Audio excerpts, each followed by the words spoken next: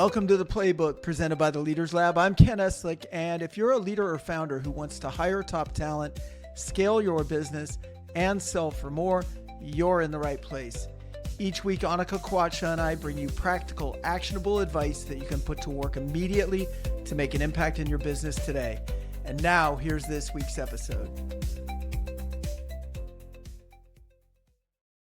Artificial intelligence has gone from being something that people experimented with to what many professionals use every day. The question is no longer whether AI is coming, it's already here. And so the bigger question is, are you using it in a way that actually gives you an advantage? And today isn't going to be a technical discussion necessarily about AI. Andy, my guest today, and I are not AI researchers. We are simply business leaders who use AI every day to make better decisions, work more efficiently, and hopefully become better leaders. Our goal is simple: to share practical ways that leaders, managers, recruiters, salespeople, job seekers can use AI immediately to improve their results. And I'll talk about some of the stuff I'm using it for personally, where I think in many cases, that's had its biggest bang for its buck. So joining me once again on the podcast is Andy Storch. Andy is a speaker, consultant, and coach who has spent years helping professionals take ownership of their careers and become stronger leaders. He's the author of Own Your Career, Own Your Life. He hosts several successful podcasts focused on leadership and talent development. And he has worked with organizations including Google, Salesforce, Oracle, Toyota, Deloitte, EY, Cisco, Sony, HP, and many others. Andy, welcome back. I reached out to you to be on the show again. I liked the nature of your questions that you were posting on LinkedIn to your audience, just about how they were using AI. And it just sort of resonated with the same questions I feel like my audience has and that I sometimes have myself. So welcome. And we're going to have a wide open discussion today about AI. Yeah. Ken, thank you so much for having me back on your show. I always love our discussions. And I think it's because you approach people and things with a level of curiosity. You mentioned that about me as well. I think we are practicing, we're trying lots of things, we're learning lots of stuff, trying to lead the way by helping others. I've been experimenting a lot, but also interviewing lots of people like you to learn as much as I can and sharing more and more of that on social media as I find myself moving more into the AI space in my work as well. And I also think it's interesting how that has already started to shift my personal brand a little bit and people starting to think of me for that. You mentioned my book, Own Your Career, Own Your Life. I have a second book called Own Your Brand, Own Your Career, which we've talked about. About building your personal brand to set you up for future success. And I wanted to share that because you have the opportunity to shift the narrative about what people know and believe about you just in what you talk about, what you share on social media. You've got to back it up, obviously, with knowledge and experience and things like that. But it's not that hard if you're willing to start showing up in a certain space in a certain way. When did that shift take place for you in terms of leaning into AI? Because I know for myself, it was sort of this thing that was out there and it's coming. Yeah. And then all of a sudden ChatGPT hit first and OpenAI.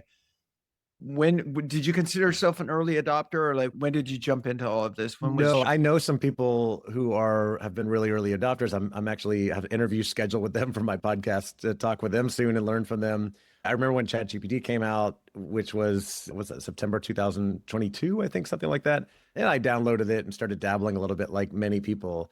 But I would say I didn't really get serious about how I'm using AI until probably the beginning of 2026, so this year, when I started doing a lot more with ChatGPT. And then after seeing and hearing lots of recommendations from people, made the switch over to Claude a few months ago. And I've just really taken off in my use of AI. And also because I started in working with lots of people. I work primarily with bigger, mid-size and really enterprise-sized companies. I know you work with a lot of those companies as well. And I saw a big shift in the priorities for those companies saying, hey, AI transformation, AI adoption is our top priority now, one of the biggest things we're working on. And I knew I really needed to pay attention to it if I'm going to be working with companies to know what they're paying attention to. And I'm, of course, listening to lots of podcasts. I'm reading books. I'm studying what's going on in the working world, seeing how this is changing and helping a lot of people transform their business and their work. I don't want to fall behind in that. So I started really digging in and experimenting and using AI more and more as kind of a thought partner as well as a tool in my business a few months ago. So not an early adopter, but have been catching up really fast and studying as much as I can, even taking paid courses online to learn from experts about what's going on and how to do different things. I love that you called it a thought partner, because I think I've made this mistake, certainly kind of learned with it. And you and I, before the show, we're talking about this too, where I think a lot of people view it as a question and answer machine. In fact, I used to say, if you could write great prompts, then you could use AI well. And don't get me wrong, there's something to writing a good prompt or creating a GPT or a gem. And we'll talk about that as the show goes on here. But the critical thinking element, the back and forth, the no, dive deeper, the you've got this wrong or you're on the right track or whatever, the same kind of conversation that you would have with a very smart, book smart, maybe junior partner that didn't have the best street sense, right? Where you're like, hey, you got to check your numbers. You got to look for the decimal point here or there. But also just asking it things like, here's what I'm thinking, critique this, right? Tell me what I'm missing. Tell me, what I'm not seeing, that kind of thing. And I think that's been a really big part for what I'm doing. So talk to me about some of the conversations that you're having right now with AI and what are some of your preferred tools? Yeah. And I think my concept of AI as a thought partner started last year. I was following a podcast I follow called the Artificial Intelligence Show from an agency called Smarter X. And they talked about creating a co-CEO in ChatGPT, which is, use a custom GPT where it can remember instructions and everything that you tell it and ask it to act as your co-CEO or your strategic advisor. And it knows everything about your business and then can give you more intelligent advice, right? More experienced advice. And then when I made the switch to Claude, I really started to set that up and have discussions with it and give it instructions to, hey, think about things strategically like an experienced strategic executive coach. Push back on me where I need pushback. Give me feedback where I need it. Don't just sycophantically agree with everything that I say. And it does that, right? Everything that I'm considering in my business now, whether it be a new program I want to run, a new project, a new client, some partnerships I've been considering lately, I run that by Claude. I say, here are the things that I'm thinking about. Ken and I just had this call and we're discussing doing a partnership where we refer clients to each other or we do work with each other, whatever it is, right? Here's the transcript from the call. Here's what we're thinking about. And it gives me feedback and ideas. Here's how you can approach this. This fits well or doesn't fit well into what you're doing. Now, like you said, this is like having someone, an employee in your business who knows what's going on, ideas and insights and feedback, and you don't have to listen to them, right? Yeah. But it's helpful to get that. And in fact, to your point earlier, you shouldn't just listen to everything it says, because sometimes it gives me feedback and I'm like, no, I don't agree with you. I think I need to, move forward doing this thing this way. Ultimately, it may be right. Maybe I'm the one that's being stubborn. I'm not sure. But that's why I said using it as like a thinking partner more than just a tool. Obviously, I use it a lot to just create documents and prepare for podcast interviews and analyze data and information and things like that. There's a great book from a professor named Ethan Mollick called Co-Intelligence, which came out, I think 2 years ago. I just finished reading that recently. And 2 years is a lot of time in the AI space. Obviously, things have changed since the book came out, but it's still highly relevant. And the whole idea behind the book is that we think about AI more as co-intelligence, as a thinking partner, rather than just a tool, something that we work with and can help us with everything we do. And it's a reminder that no matter what you're doing, no matter if you're just starting out or you've been using AI a little bit, it's a reminder that whatever you're working on, it's a good idea to start with asking your AI tool of choice, Claude, ChatGPT, Gemini, whatever, hey, I'm doing this thing. What can you do to help me with this? And sometimes it's nothing, but most of the time there are things it can do to help. That's really cool. One thing I want to clarify is some of the terminology, right? In case someone's like, very new to this stuff. When you hear of us saying like a GPT inside of ChatGPT, you can create something called a custom GPT. A custom GPT would basically be, it's almost like a pinned separate chat that you preload with instructions. So I'll give you an example. I have one in my personal life. This has been my favorite one. It has nothing to do with business. I basically said, look, you're my health and fitness coach. My goal is to be in the top 1% to 2% for my age group in both physical fitness and longevity. And I want you to take the teachings from people like Dr. Mark Hyman and all these other, people, fitness people, longevity experts. Yeah. And then I wrote the whole use case, hey, push back on me with this and this. Once a week, I'm going to take screenshots from my HumePod health scale, and I'm going to throw them in here. And then you're going to tell me what I need to do in the upcoming week to optimize my health. Everything from protein intake to what kind of workout should I be doing to preserve muscle mass and things like that. And yeah, it's been phenomenal. I launched that one in April, dropped following its guidance. I've dropped 11 pounds since then. Body fat went down 3%. wow. Metabolic age went down many years. And so imagine that for your business, right? You could do it the same way. You could have a spiritual coach. There was one pivot for me.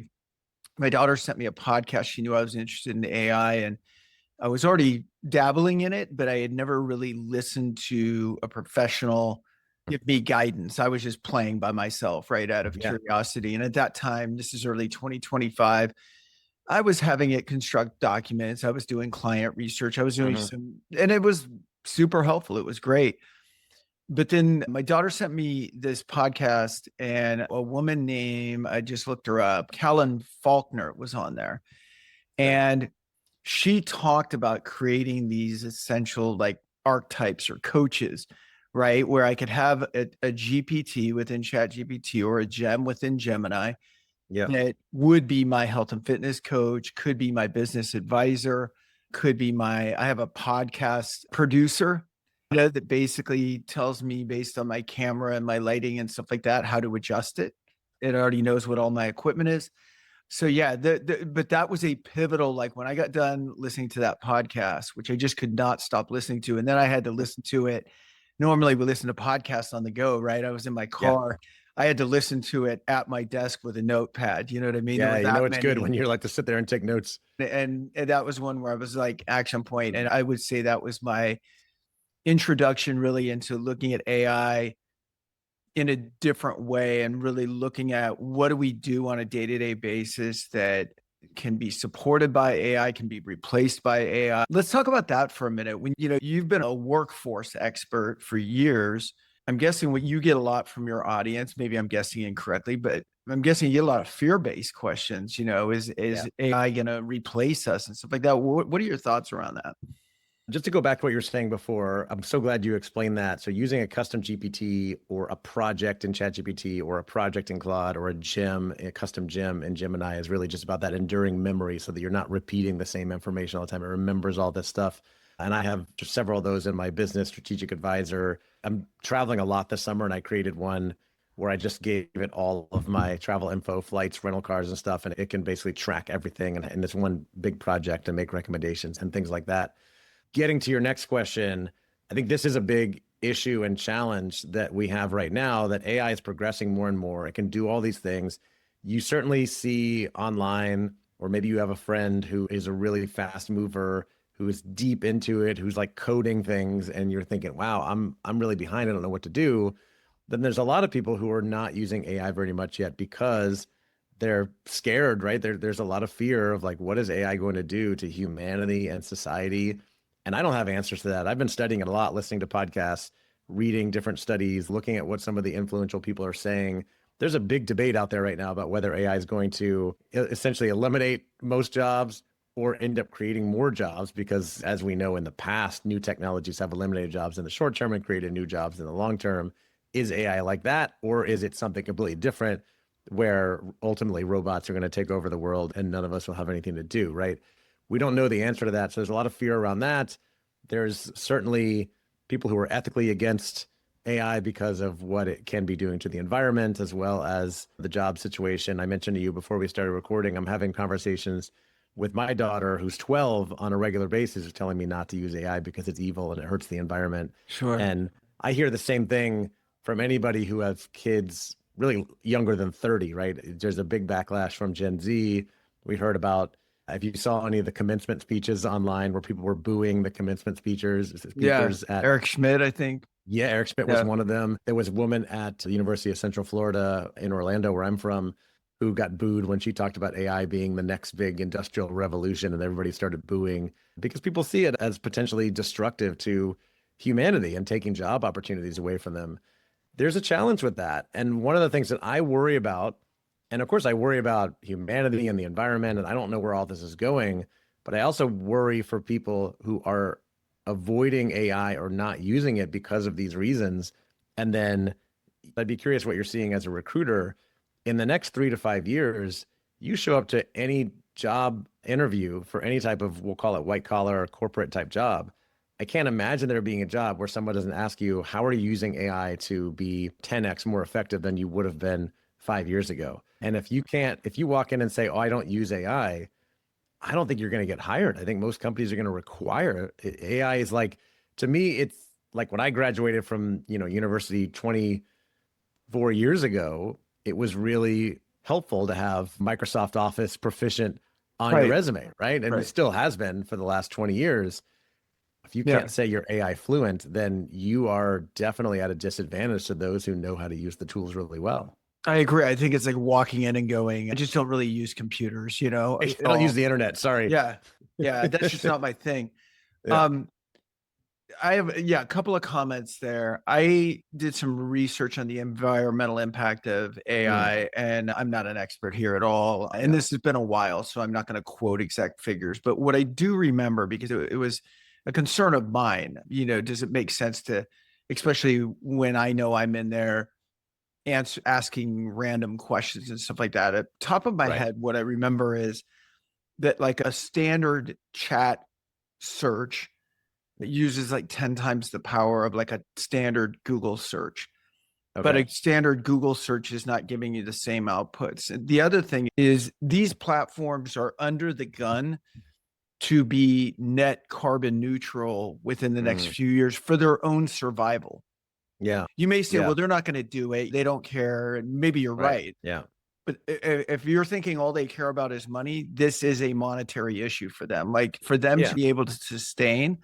And so they're getting better. I don't have quotes for you, but they're getting better. I mean, Yeah. you think of Well, any, they're facing major backlash, at least in the United States, where a lot of communities are starting to push back and say, we don't want data centers in our community. yeah, So they sucking have to up all do our water and something. yeah. Elon Musk is promising to build data centers in space, but until that happens, these companies have to figure out something to appease people and show that, like, oh, this is actually better for society than worse. Yeah. And so in the meantime, I think it's use it wisely, use it in a pointed way. You don't need to go on there and say, what's the best Italian restaurant in my town? Like that. Right. Who won the 1967 NBA Yeah. championship? Like, you could Google that, or just like, Yeah. it's funny how people are using it, Yeah. the power that's there.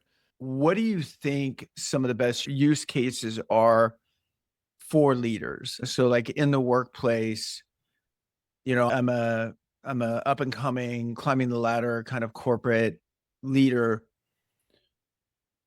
Let's say I've shied away from AI up until now. Where do I start? What do I use it for, in your opinion? So I think number one is getting back to what we were talking about in using AI as a thinking partner. AI coaching is becoming really popular in the corporate space. And there are lots of platforms and companies popping up that are dedicated AI coaches. Although I think you could easily just set that up yourself with Claude or any AI platform to say, tell it as much information as you can about your role. This is what I'm doing. I'm currently, a frontline manager in software engineering. These are the responsibilities and focuses. I have a team of 4 people. I aspire to get to this director level to manage this many people.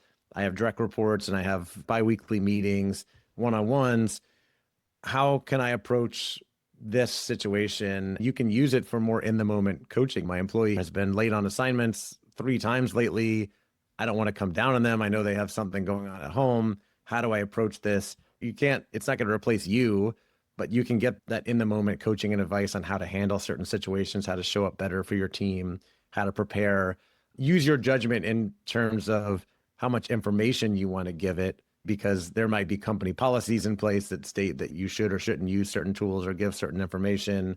And then you may not want to give it any personal information, but you could say, I have an employee, let's call him Joe, has been doing great work, but has also been, again, late on projects or something like that. How do I approach this situation, right? To get that advice. You can also start using AI, of course, to review and create documents and analyze data and find different ways to up-level the work that you're doing. But also remember, like you said, Ken, earlier, don't outsource everything to AI, right? Still use your judgment, your critical thinking, right? Keep yourself in the loop and keep your employees, the people, your colleagues, people on your team honest about this as well. Because we were talking about this before. One of the challenges with AI is companies want people using AI more, and a lot of people have not started using it yet because of fear, adoption, overwhelm, whatever. The other challenge on the other side is people jumping in and using it so much that they're outsourcing everything to AI. They're just taking information, dumping it in, creating a report, passing it on without reviewing it or reading it and saying, oh, look at this report I created. And then so Right. you want to make sure there's still a human in the loop. There's still a human element, that you're using your own critical thinking and judgment, reviewing things, making your own personal recommendations, that also pushing your employees to make sure that they're using these tools to become more efficient. And then they're also using their own human skills of curiosity, empathy, critical thinking, judgment, all of that stuff. And finding the right balance and combination with those things is going to be what I think helps us all become way, way more successful. But don't shy away from it. Use it. And then the other thing that's going to be, I think, starting to get really interesting for managers and leaders in companies is bringing AI into the one-on-one discussion of like, how much are you using it, and striking that balance of, some companies were so aggressively pushing people to use AI that they were incentivizing and saying they want you to use as many tokens as possible. Now they're finding that's not only burning the environment, but costing tons and tons of money. There were famous news stories about certain companies burning through $500 million in token usage. So how do you think about what you're using, when you're using it, and making sure that you are using AI as much as possible, but not in stupid ways, essentially, but when it's going to be really helpful? Like, you have that client proposal to put together, have AI help you with that. Make it like I do for my client proposals. It's so much faster. And then you still need to go in, review, and edit it before you send it. Yeah. One of the piece of advice I give to people when they're, if they just want a one-liner on how they should see AI as a critical thinking partner is, to me, it's like a child with an IQ of like 160, but they're still a child. Like, they don't have real life experience. So, it can get an entire decimal point wrong, which completely changes the output. Right. And when you catch it, it'll go, oh, you're right. Like, you're right to call me out. And I'm like, why didn't you get it right the first time? So we've really got to be looking at that. And at the end of the day, you were talking about difficult conversations, which I think is a really good use of it to help you frame what is already in you. It's not a new opinion.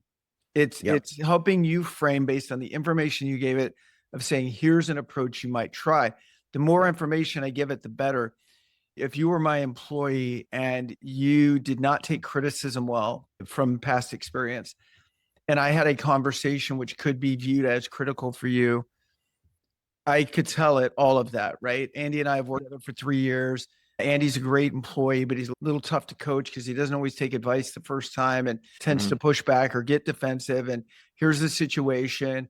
And what are some ways I could approach Andy? And it may come back with stuff like, hey, start by complimenting Andy on all the great stuff he's done the last 3 years. If I feel it's directionally on path, I can say, okay, great, more of this, please. All right. And then what should I do if Andy does get defensive in that moment? Because I don't want to react emotionally to his emotional reaction. I'm supposed to be the adult in the room. I'm the boss. So I think that's, I think that's another use of it. And just a reminder too, you can use it to connect back and refer to, if your company has a certain philosophy on, like, oh, we use situational leadership or brave conversations or radical candor. Or we use this framework for feedback conversations. How can I follow this, but also like really humanize it and tailor it to the situation that we have, and make sure I'm leading with my experience and not just criticizing or whatever it is. And it can refer back to those things and help you. So good. What are some of the things tell me just, I don't know, a couple of the coolest uses right now that you have for AI where you've created, a repetitive process, whether that's through Claude Code or whether that's through, or whatever that workflow is there something where when you got done with it, you were like, whoa, like this is really good, you know? Yeah, it is really amazing. And I'll admit, again, not the most advanced, and I'm just scratching the surface with Claude Code and Cowork lately, doing some different things. I've set up a recurring task where it can create a morning briefing for me. This is something anybody can do. We can almost all benefit from in business.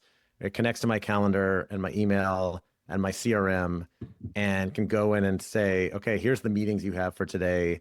You're meeting with Ken at 9 o'clock. Here's background on what Ken does. And I looked at your email, and here's the context. Because I asked him, give me context. Sometimes people show up in your calendar and like, I scheduled this 2 months ago. I can't remember why I'm meeting with them. Give me context on why we set up this meeting, what I might want to achieve, what are some outstanding priorities, what are some opportunities I have open in my business. So go look at my CRM. What clients do I maybe need to follow up on? And then, because I'm also interested in what's going on in certain areas of the news, like AI, career development, leadership, things like that, go scan the news for the last 24 hours or the last week and give me a report of the 5 biggest news stories or trends or studies that are coming out. What could I then take that and post about on social media? So it'll give me suggestions on that, even scripting out some videos or some posts, which I don't always follow exactly, but it just gives me those ideas instead of sitting there going, oh, what should I talk about today on LinkedIn? Here's some ideas right away. And there's almost always an interesting article to post about or talk about. So that's been really helpful in having that set up. I've been using it more for prep for podcast interviews like this, where it gives me the background and topics to discuss, especially if we've had a prep call in the past, creating documents and proposals. Another one that's really cool, I do a lot of keynote speaking, and in the past, I would speak and then I might give them a PDF summary of the presentation or something to take away to go back and refer to later. Then I started creating a digital worksheet that I could give people so they could answer some of the questions I asked in my talk.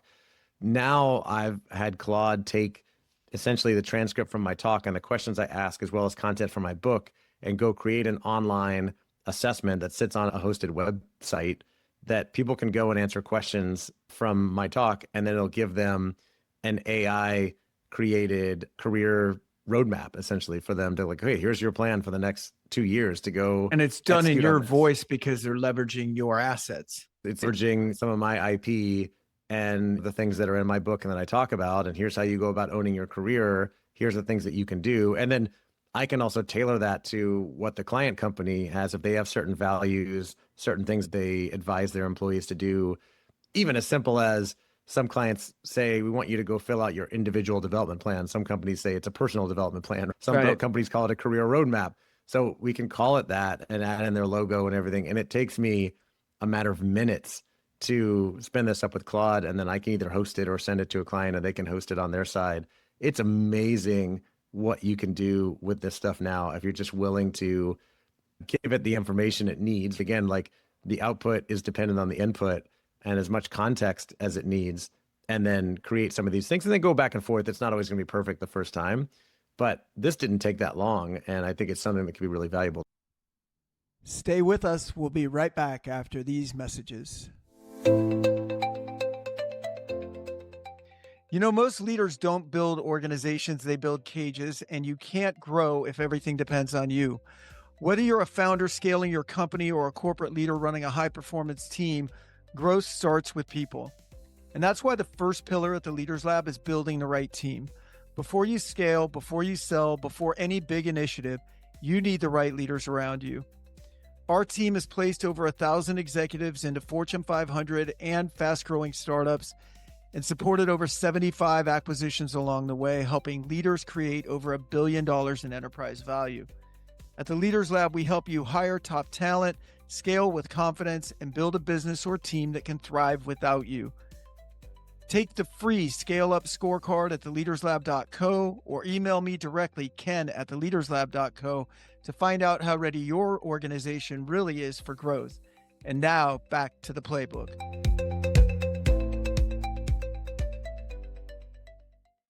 That's really cool. I wanted to share too some more kind of terminology. So You think of the major platforms for AI, you've got Gemini, you've got ChatGPT, you've got Claude. I would say those are the three biggest, right? We'll probably add in, since I know you have a bit of a corporate audience, right? A lot of them might be using Microsoft Copilot as well. True.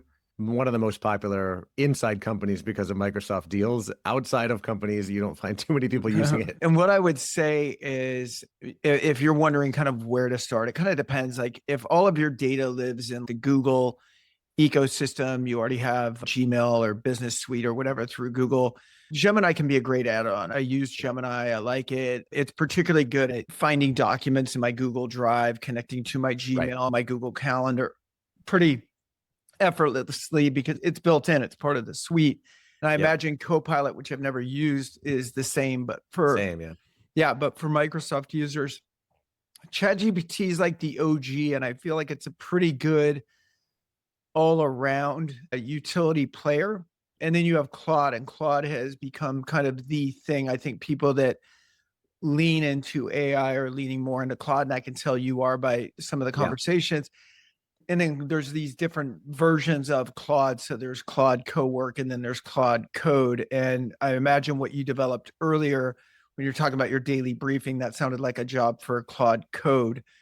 Yeah, you can do that in Cowork or Code, but it's best, if you set it up in Code. And if you haven't touched Code at all, it can be scary. And it took me a while to get in there as well. But that's where people talk about creating agents to do different things and basically being like automated type employees in their business. And all an agent is really just a set of documents with instructions, right? Telling it to do things without you having to sit there and type and create new prompts all the time. So you can do a lot of the things, everything we've talked about, just about we can be doing in chat, but then the next level is Cowork, at least within Claude, which is where it will start going and doing things, executing tasks for you. It can take over your internet browser or go into a software platform that you use. I connect my Claude with Notion because everything in my business is organized in Notion, and it can go create pages. It can go update pages. It can read pages in Notion. I find that to be really, really helpful. And then Code, again, is just you're giving it a set of instructions to use every time it executes, like this morning briefing. And then you can either schedule that or you can just type a command and it'll come out. And you can do this stuff in ChatGPT as well. And where it gets really helpful is when you take ChatGPT, especially if you're using ChatGPT or Claude, is you use those and you connect them to the other tools that you use, like your CRM, like your calendar. Mine pulls from my CRM, which is HubSpot. So it can go into HubSpot. It can review all of my contacts, my opportunities, conversations that are happening, and give me a report on that. So I don't even have to really go to HubSpot anymore. Right. Which might be a problem you've heard about the SaaS apocalypse, might be a problem for HubSpot. But I love HubSpot. I've been using it for years. Their user experience is still not that great. The reporting I find to be really frustrating. Yeah. And then I can just go to Claude now and ask it like, hey, who's in my pipeline for this? How many meetings have I had in the last 30 days? And it just gives me a report very easily, much easier than I found I ever got from using HubSpot directly. Yeah. So if you think about these tools and you take Gemini, Copilot, ChatGPT, that's going to be user prompted feedback generally, right? So you're going to go, now you can build these GPTs like we talked about, or Gems and Gemini. And I don't know what Microsoft's version of that is, where it's pre-designed, like the health coach that I mentioned earlier. But for that health coach to do anything, I've got to do something first. Like I've got to take the snapshots from my health app, put them in there. And then really that's all I need to do. And it can respond. This next level, like Claude Code and Cowork, is when it's actually doing the keystrokes for you. So it's essentially you're saying, look, every day I go in and I get my bank balances from here, and I do this from here, and I, maybe there's a executive snapshot that you like to do every morning, or that someone does for you, and they're doing it all the time. They're doing it every day, kind of like Andy's morning briefing, and that's when it becomes advantageous to use that. But I've also found, and this is true of any technology, is sometimes it's like the volume button on the steering wheel. And what I mean by that is, do I really need it, or can I just reach 3 inches over and turn the volume? So I think when people are looking at this, it's like, there's got to be some qualifying questions. How beneficial is, how much time is it saving? Am I getting new information or the same information, right? And so all of that stuff is important. I wanted to share just a few of the GPTs and gems that I've built out Okay. Um, the health and fitness one I love. We did one, I call it a disc analyzer, but you could take any assessment, behavioral or personality assessment tool that you want. And what we did is created, this one took a little while to build. We ended up saying, look, I'm going to give you this person's behavioral makeup or whatever that assessment is, right? I'm going to give you that. And I'm going to give you a job description. And then I want you to match the two together and then give me an initial score of how this person's behavioral style or personality style leans into this job description. Now, the danger in something like that is taking it all at face value. It should really just be a guide to having an interview, but it's pretty incredible because some of the assessments that we do are 80 pages long and no one's going to read through an 80-page assessment with all the graphs. Right. And what I'm able to do is take those two things, mesh them together, turn that into a Gamma prompt. And I want to talk about some of your favorite AI tools here in a minute outside the chatbots, but Gamma is great for presentations and documents. It's an AI driven software. It's super cheap. So I can create a template one time that says, here is the DISC summary job fit, whatever analyzer. I can create one document, make it look beautiful, right? Put my logo on it, put our headliner on it, make the colors all pretty in the font. And then now every time I run that, all I have to do in ChatGPT in the GPT is attach the job description, the 80-page test. It spits out the Gamma prompt. I paste that in Gamma. Now, all of this could be done automatically in Claude Code, but it's one of those ones where I haven't decided if the juice is worth the squeeze yet or not, because it only takes me about 3 minutes to go from uploading the documents to having a very beautiful presentation on the other side that's 7 or 8 pages. And so now what my client gets is, instead of this bulky 80-page test, they have to go, I don't know how this thing applies to her. They now get the full test in case they want it. And they get this 7-page summary with the numeric score. And we have it end with, if I were you, here are 10 interview questions that I would ask this candidate based on some of the gaps in the analysis. Yeah, absolutely. It's amazing. And if you have that in cowork or you use a project or a skill in code, you can program in your brand guidelines and have it remember those brand guidelines and then connect to a tool like Gamma or Canva and create presentations or slides or graphics using your brand guidelines. Claude also introduced a couple of months ago a new feature called Claude Design, where it'll design out websites and graphics and presentations using your brand guidelines. And then you can go in and make little edits and move things around. It's pretty fantastic. It's amazing. It makes me want to wish I worked for a bigger company with brand guidelines that I could play with and use, because I'm just working on my own. I have my own brand, that it's kind of fun to play with that stuff. And people love Gamma, and you can connect the tools to it and have it send a prompt over, essentially create a presentation. You got to watch out for, be careful, is creating a presentation and then just going on stage in front of a group with the presentation you didn't even review. Again, the problem of trusting the app or the AI implicitly. Make sure you review it and But that was great. Another one that I've used quite a bit to create websites is called Lovable. Also very reasonably priced. You give it prompts and it will build any type of website or graphic that you want. And it's pretty phenomenal. Though I use Claude 90% of the time for most of my work, I also have a subscription to ChatGPT because its image creation is like unmatched. You can have it create an image of anything, right? Just give it a prompt. And the more specific you can be, the better it is. The Google Suite is also probably up there with Nano Banana and the other tools that it has to create stuff. Google also has a really great AI tool that's great for research and disseminating information like that, called Notebook LM, which I'm sure you've used or heard of.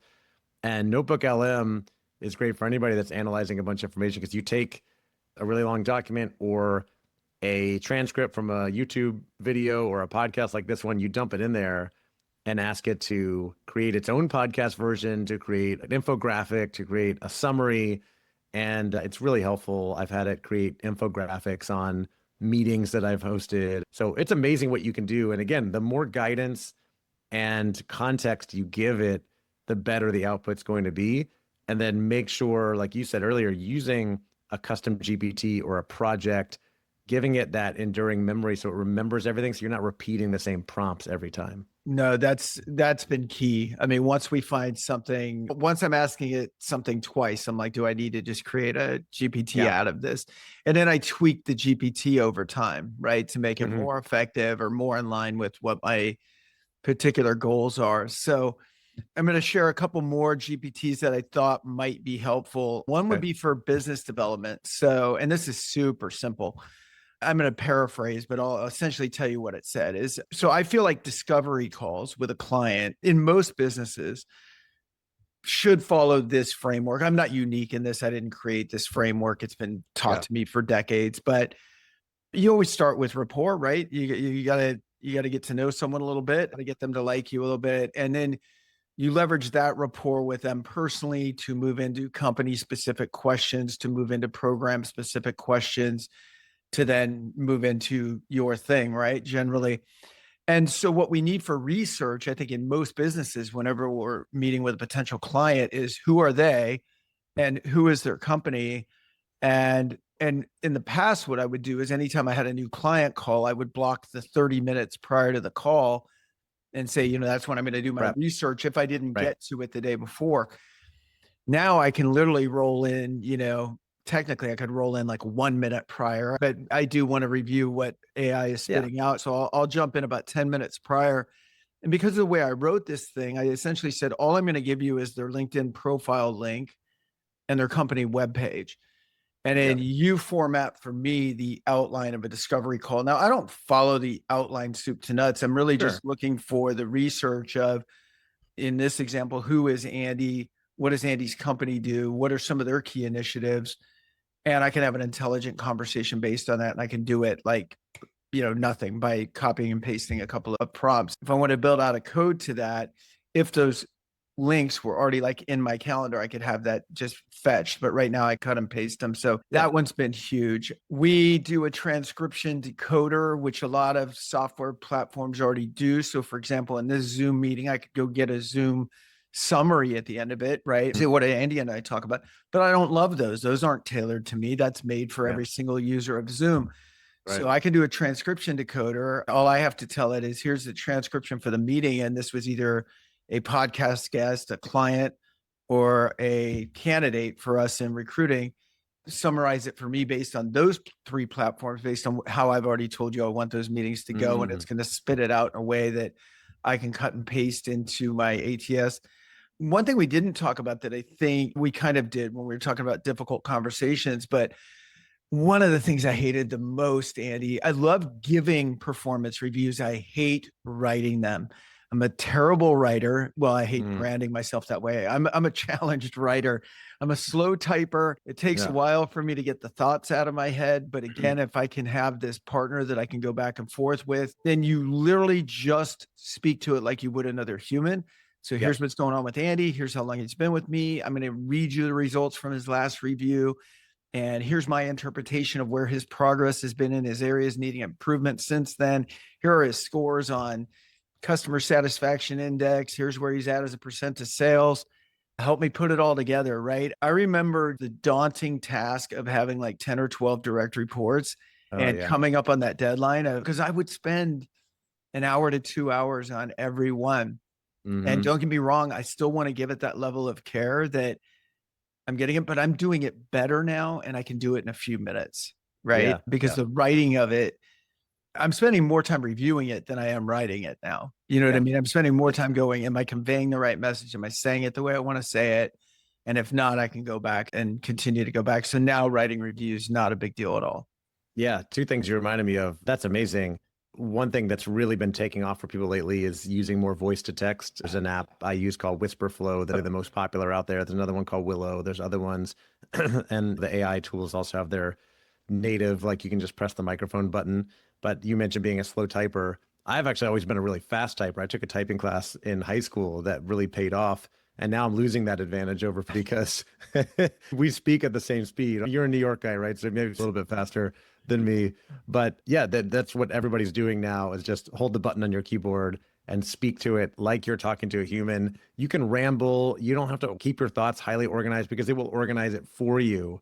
and just talk. I walked in the room and I'm like, hey, Ken, what's going on with this employee? You have this review coming up, and you can just kind of ramble on about your thoughts, and then we'll organize it for you, which is saving me and everybody tons and tons. I love what you said about preparing for meetings. I'm using that as well. I know you have an audience, quite a few salespeople in the audience, something you can be doing as well as using it after meetings. If you take that transcript and drop it into your tool of choice, especially if you created a project or a custom GPT that kind of knows you and your business and your goals, and say, hey, I just had this meeting. Here's the transcript. What could I have done better? What opportunities did I miss? And it will tell you like, oh, the client mentioned this thing and you didn't say anything about it. Could have taken that down this other path. Your company provides services. Mine tells me all the time, this is so bad, right? But it's like, you're way too quick to give discounts to clients. Like you need to hold your pricing. Like it will give you real feedback based on what you're trying to achieve. If you give it that context. I do keynote speaking in my business. I have recently started giving it transcripts from my keynotes and asking, how can I make this better? And it will say, well, you could cut this part. You need to add a story here. You could open with this. And I don't follow everything that it says. You certainly shouldn't or don't have to. But man, it gives some pretty good advice because it's very objective. Like it's just looking at what you were saying and using its own research about the best keynotes or presentations or whatever, what would be effective, and then giving advice and feedback based on that. And it could be really helpful. It's like having that personal coach who is with you anytime you want to look at any document that you have, any presentation you have, and giving you that prep and that feedback. I've used it for that. I've also used it for taking that then a step further. And if we went as far as to discuss pricing or onboarding or action steps or any of that, I already built a template in Gamma for a client proposal or whatever. And now just, hey, here's the conversation, create a Gamma prompt to modify my deck that I already have.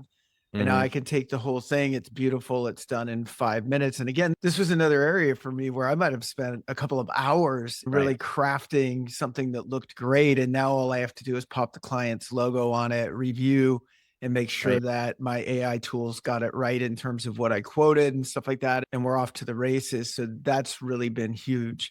I want to be respectful of your time because I feel like we're scratching the surface. Like I feel like we keep going on with this. I want to talk about a couple of things because you and I are both in the job or career field, and you approaching it a little more from the career development side, and me approaching it as a recruiter and talent agency owner and somebody that trains other agencies and stuff like that.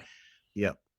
Where do you see it being beneficial for when you're in job seek mode? And then I'm going to talk a little bit about where I see it being beneficial and also where I see it being really misused in recruiting.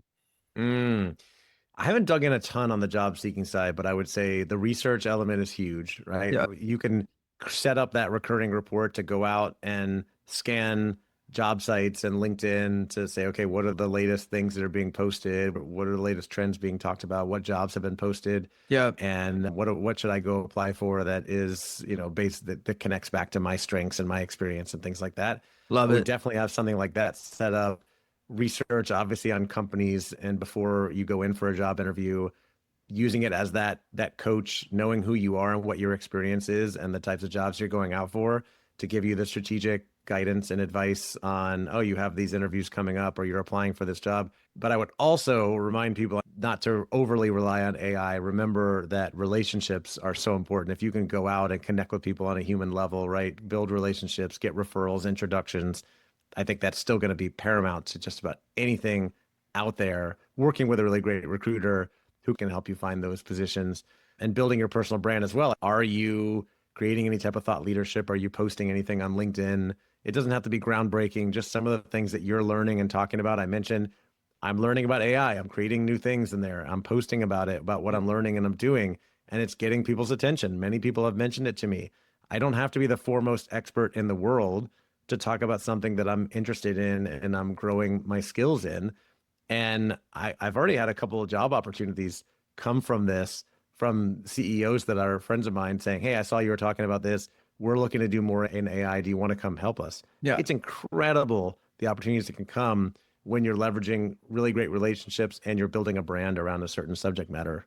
I think it's actually more approachable, Andy, to come at it from, look, we're not coders. We're not, I'm a normal guy. I kind of jumped on the wave a little bit late, but then I really got into it. I liked it, right? It's like, the earliest adapters and the programmers and the geniuses and the guy that's making the trinket work behind the scenes is not the one that can maybe communicate the best use of that tool to the masses.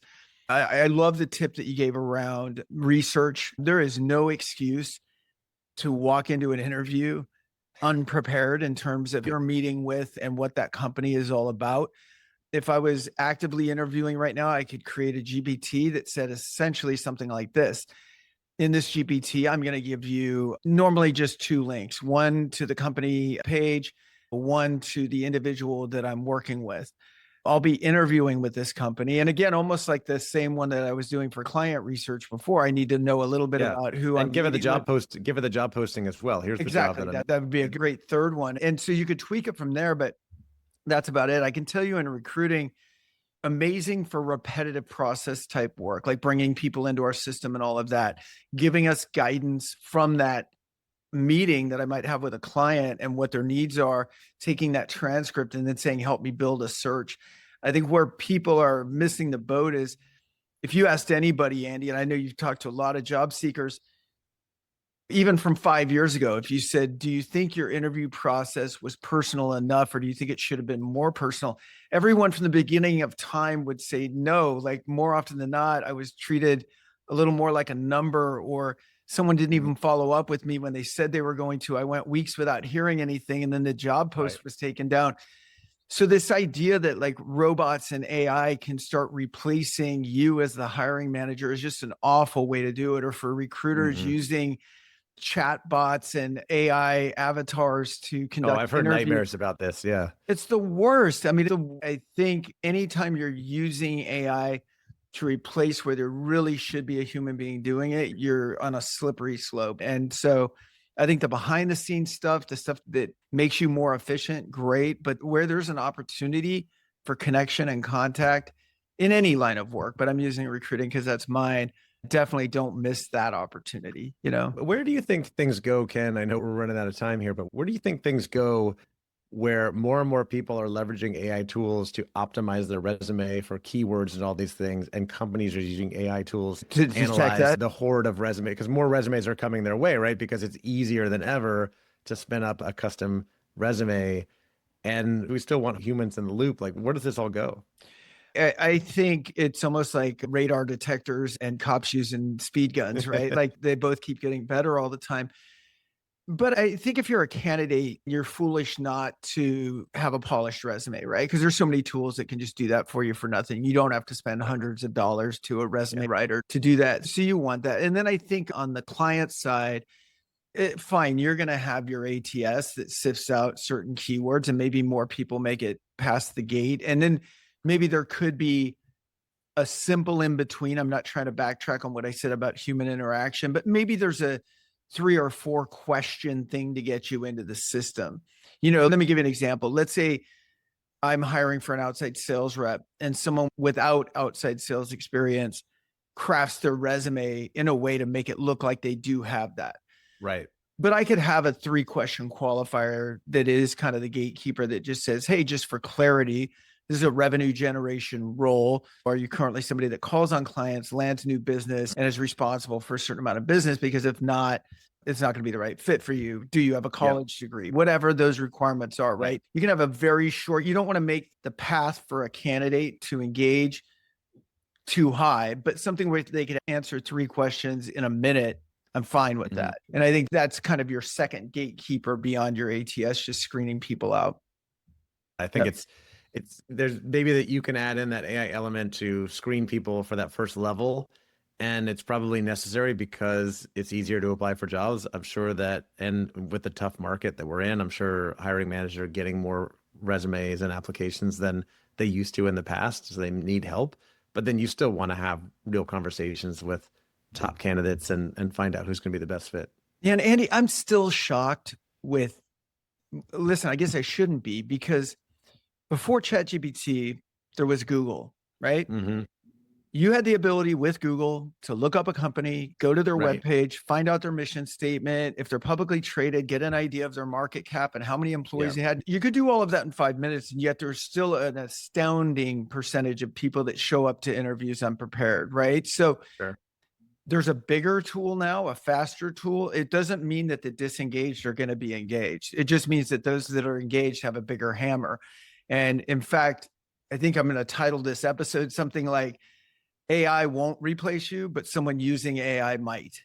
And because they have a bigger tool in the toolkit. So if you guys remember nothing else, 5 things. I think Andy and I are aligned on these things. Tell me if we're not, Andy, but I think you can use AI every day on real work, not just to experiment. Give AI context. One of the things you were talking about this, and I really like this when you were talking about having a conversation with it and talking to it natively.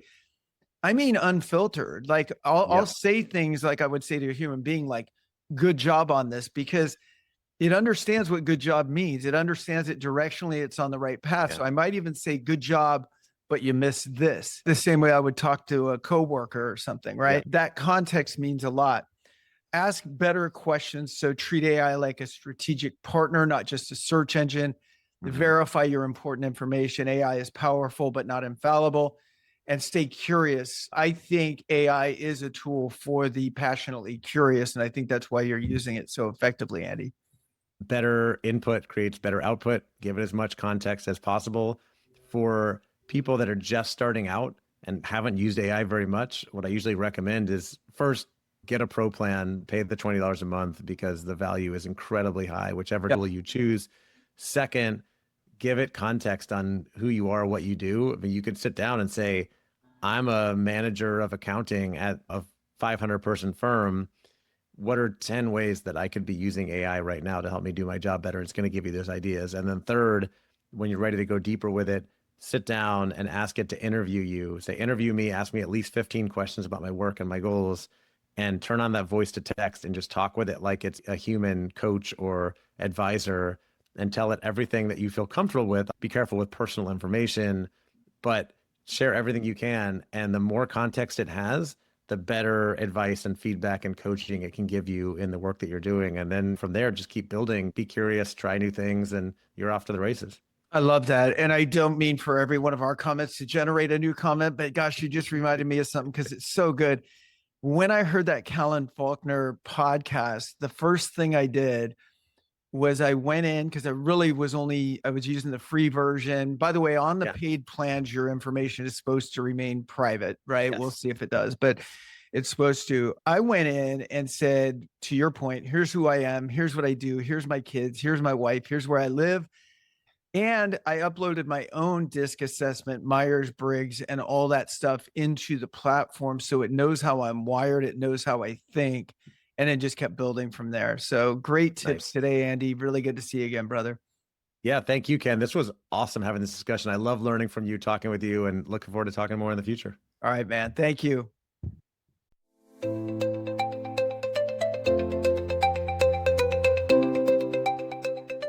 That's it for this episode of The Playbook by the Leaders Lab. Thanks for spending some time with us. We'd love it if you would subscribe, share the show, and leave a quick rating and review. Your feedback helps us grow, and it helps more leaders and founders join the conversation. If you'd like to talk more about hiring, scaling, or selling your business, please email me, ken@theleaderslab.co, or connect with me on LinkedIn. We'll be back soon with more strategies you can put to work today. I'm Ken Eslick with Annika Kwacha. Thanks for joining us. Join us again next week in The Playbook.